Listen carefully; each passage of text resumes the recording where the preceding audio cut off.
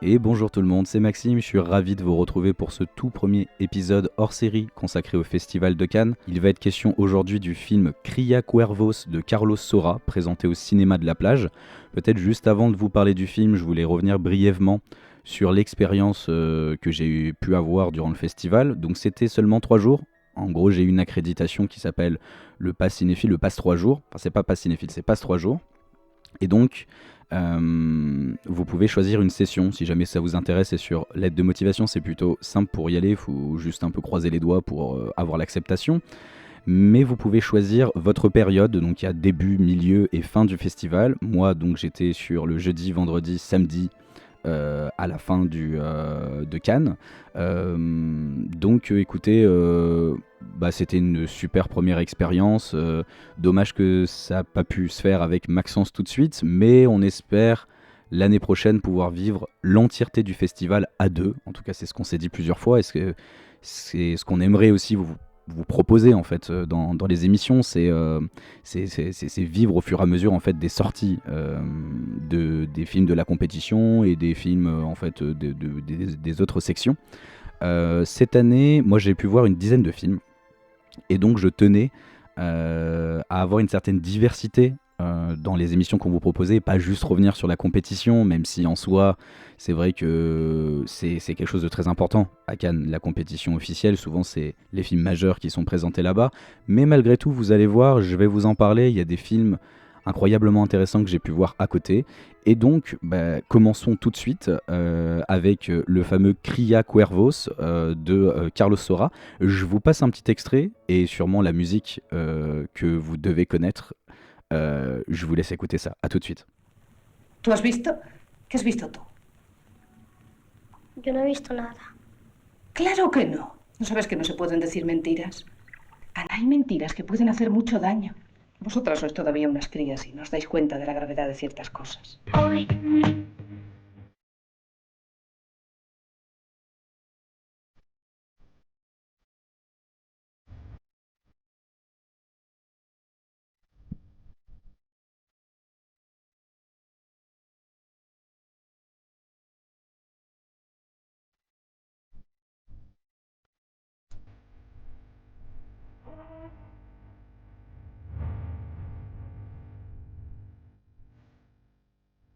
Quiero que te mueras. Quiero ¿Cómo que te puedes decir mueras. eso? Ana.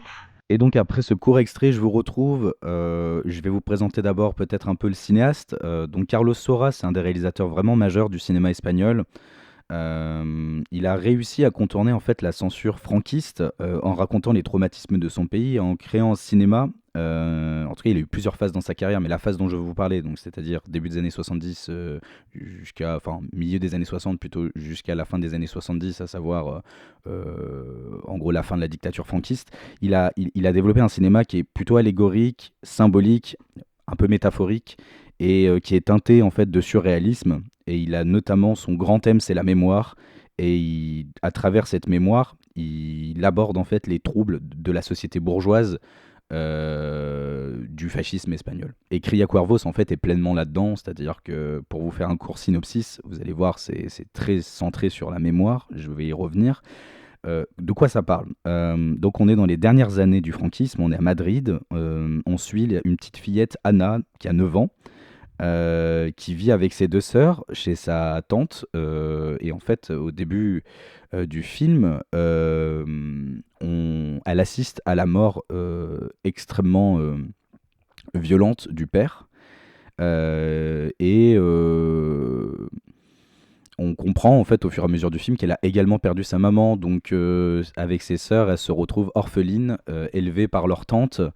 Et donc le film va constamment être du point de vue de la petite Anna et on va assister quelque part à un travail qui va mélanger le réel, donc à savoir une analyse extrêmement fine de la société bourgeoise sous la fin du franquisme et les héritiers quelque part enfin, de cette génération qui a euh, qui s'est rangé du côté des nationalistes en fait pendant la guerre civile et du coup qui a vécu une forme de privilège au sein de cette société dictatoriale.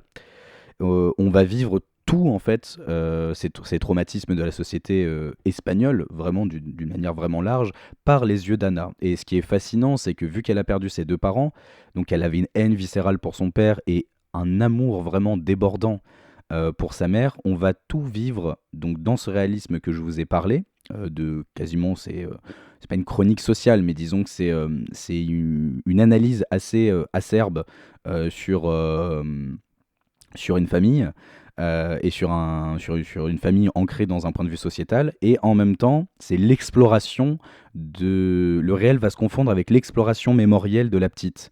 C'est-à-dire que c'est là où ça va être teinté de surréalisme, c'est qu'on va avoir une jonction au sein même en fait de la mise en scène entre la dureté d'un réel sous le fascisme et en même temps les fantasmes et les rêves qui vont faire irruption dans la réalité, les rêves d'Anna en fait, de la petite. Donc tout va se passer de son point de vue, donc ce qui est extrêmement spécifique si vous voulez, parce que bon, vivre un film uniquement par les yeux d'une enfant de 9 ans sous la dictature, c'est pas tous les jours non plus qu'on voit ça. On peut penser par exemple, c'est vrai, à... Bon, c'est rien à voir en termes de contexte, mais je fais quand même un lien. L'enfance d'Ivan de Tarkovsky, même si bon là on est sur un plein conflit pendant une guerre, donc ça n'a rien à voir.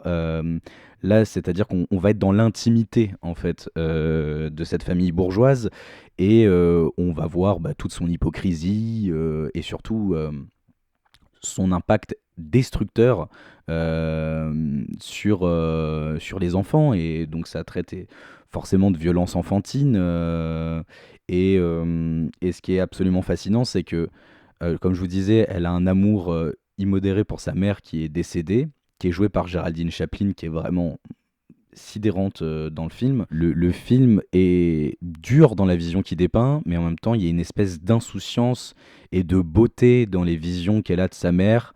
Et ce qui est fascinant, c'est qu'il va convoquer en fait ce rêve dans la réalité pour parler clairement du deuil, hein, mais il va le faire dans un seul et même plan. C'est pour ça que je vous parlais d'irruption tout à l'heure. C'est que on est constamment à l'affût pour essayer de comprendre qu'est-ce que voit la petite, qu'est-ce qui fait partie en fait d'un réel tangible, qu'est-ce qui fait partie d'une sortie de route et du coup d'un fantasme ou d'un déni. Et ce qui fait que le film est passionnant parce qu'il vous prend jamais par la main, il est jamais simpliste scénaristiquement. Et par exemple, les 15-20 premières minutes, c'est fait pour que vous ne compreniez pas que la mère est décédée. C'est-à-dire qu'il n'y a aucune explication tangible dans le scénario qui vous explique, en fait, on voit le décès du père, mais après, on voit continuellement, en fait, ce personnage féminin, donc maternel, donc on se dit c'est sa mère. Il y a notamment... elle fait beaucoup d'insomnie, la petite Anna. Donc on la retrouve souvent au frigidaire parce que elle a envie de se servir à chaque fois durant ses insomnies de quoi boire et manger. Et donc on la retrouve devant le frigidaire et sa mère vient la chercher. Donc il y a des espèces de répétitions comme ça.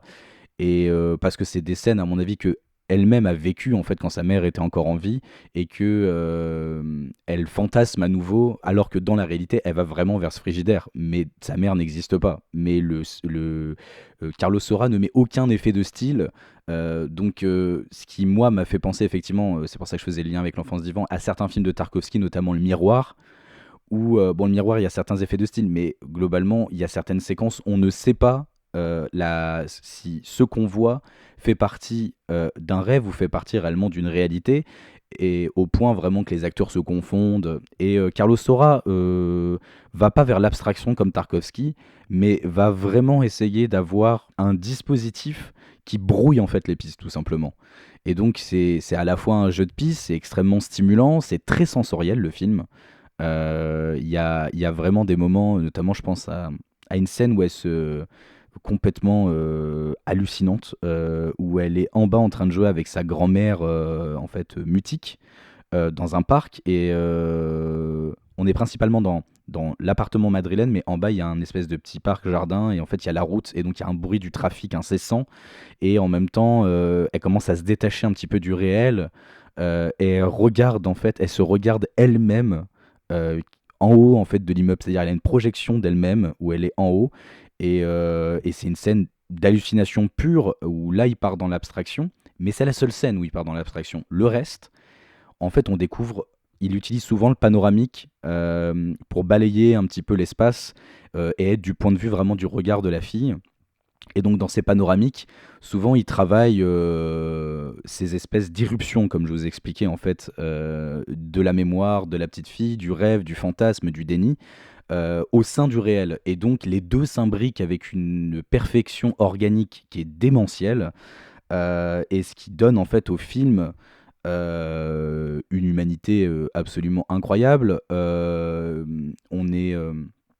On est subjugué par ce qu'on voit et en même temps on est dans une perte de sens. Et finalement un peu comme tous les enfants qui ont vécu cette violence sourde euh, durant le franquisme, et c'est absolument bouleversant quand on se dit que elle, en fait, la petite Anna représente quelque part la société espagnole entière face du coup parce qu'on est vraiment à la fin encore une fois du franquisme, les grands crimes sont passés, mais quelque part cet héritage extrêmement violent impacte profondément en fait les gens de la société espagnole, mais disons que ils ne sont pas encore capables de conscientiser certaines choses. Donc c'est ce que vit en fait la petite Anna. Elle est désemparée face à ça. Elle ne sait pas quoi faire. Elle ne sait pas quoi penser. Elle ne peut pas. Juste, elle ressent les choses. Mais le portrait est tellement humain et tellement lucide sur cette grande dureté que ça rend le film vraiment bouleversant. Et en plus de ça, ce que j'ai vraiment apprécié, c'est que le film se permet quelque part d'avoir un certain espoir et de regarder vers l'ailleurs, et pas juste en fait d'être déprimant, avec une espèce d'insouciance qui est montrée sur l'enfance, où notamment il y a toute cette relation que la petite va avoir forcément avec ses deux sœurs, avec qui elle va notamment, je pense à une scène où elle se déguise en fait, donc ils jouent au père et à la mère qui sont morts, et ils essayent en fait de, de rejouer un moment, un sorte de moment de théâtre, quoi. Bon, je rappelle, elle a 9 ans, Anna, sa grande sœur doit avoir quelque chose comme 12 ans, et la petite doit avoir quelque chose comme 6 ans. Et donc, elles se maquillent, elles vont se travestir.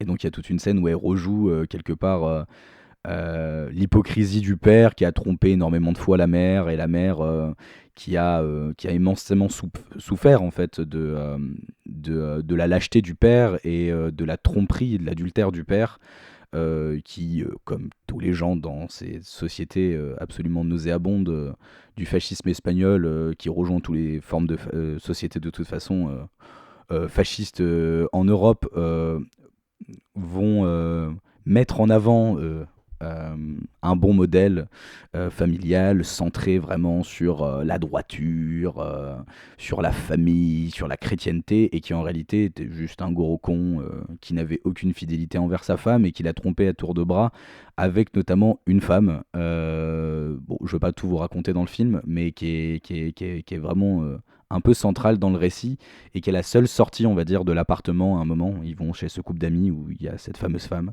qui a une aventure avec le père. Je vous en dis pas plus, mais tout ça pour vous dire que l'insouciance est aussi accompagnée par la chanson que j'espère vous avoir fait écouter et avoir trouvé. Honnêtement, je fais ça un peu en improvisation, donc on va voir si c'est juste un extrait, mais j'aimerais bien vous mettre cette chanson, parce que moi j'ai eu de la chance en plus, c'est-à-dire il y avait les enfants de Carlos Saura qui étaient en présentation, enfin qui étaient là à la présentation du film, donc ils ont pu nous parler de leur père, et en même temps il y avait la fameuse Jeannette, donc qui est la chanteuse de Porque Te Vas, qui arrive dans le film plusieurs fois, et qui est là justement pour montrer une voie d'insouciance, comme je disais, je reviens souvent sur ce mot, mais d'insouciance, de légèreté, de libération en fait d'une certaine jeunesse qui est cadenassée, qui est enfermée par une société extrêmement violente et dictatoriale, et qui demande simplement le droit d'exister. C'est un peu comme ça que moi je vois la chanson. Ce qui rend en fait le film extrêmement beau parce qu'il n'y a pas de condamnation. Il n'y a pas de. Quand je dis qu'il n'y a pas de condamnation, c'est que Carlos Saura nous explique pas que la solution est tellement désespérée qu'on a tous à se tailler les veines et que c'est fini. Il nous montre vraiment qu'il y a un ailleurs qui est en train de se creuser par cette jeunesse et par ses échappatoires. Par ses sorties de route. Ces sorties de route sont dures, c'est aussi traverser une mémoire compliquée, cabossée, extrêmement meurtrie, mais c'est aussi la nécessité de s'y confronter. Et d'ailleurs on verra, je vous en reparlerai dans l'émission sur la compétition officielle, mais il y a un film, La Bola Negra, qui parle totalement de ça. Et donc, ce cinéma espagnol des années... ouais, ce film est précieux. Voilà, le cinéma espagnol des années 70, c'est vraiment précieux. Parce que Carlos Saura, quelque part, contrairement à quelqu'un comme Luis Buñuel, si vous connaissez Luis Buñuel, il s'est pas exilé en fait pour faire des films. Bon, Luis Buñuel, ça a été très très compliqué sa vie et on lui en tient par rigueur qu'il soit exilé. Mais disons qu'il pouvait s'exprimer plus librement en France et c'est pour ça que bon, ça a donné des tonnes de chefs-d'œuvre qui parlaient aussi de la société espagnole. Mais Carlos Saura, la prouesse, c'est d'avoir fait ce cinéma si audacieux, pas provocateur comme Buñuel, mais si lucide sur la société espagnole et en même temps vraiment d'une poésie sans nom. Il a réussi à faire ça sous une dictature, ce qui est quand même une prouesse absolument délirante quand on voit le film. On se demande juste, mais attends, mais comment ça a pu se faire sous ces conditions-là au sein de cette société. Et c'est ce qui rend vraiment un peu bouleversante la séance. Et donc, je vous invite à regarder le film parce que c'est vraiment une œuvre majeure du cinéma espagnol et c'est à la fois revigorant, stimulant intellectuellement et en même temps bouleversant. Donc voilà, je vous laisse là pour aujourd'hui. J'espère que je me suis pas trop éparpillé et que vous avez passé un bon moment en ma compagnie. Et puis je vous dis à très vite. Le prochain épisode sera consacré à un certain regard. Voilà, j'ai pu voir un film qui s'appelle Ben Imana. Donc voilà, je vous embrasse, je vous fais plein de bisous. Ciao ciao.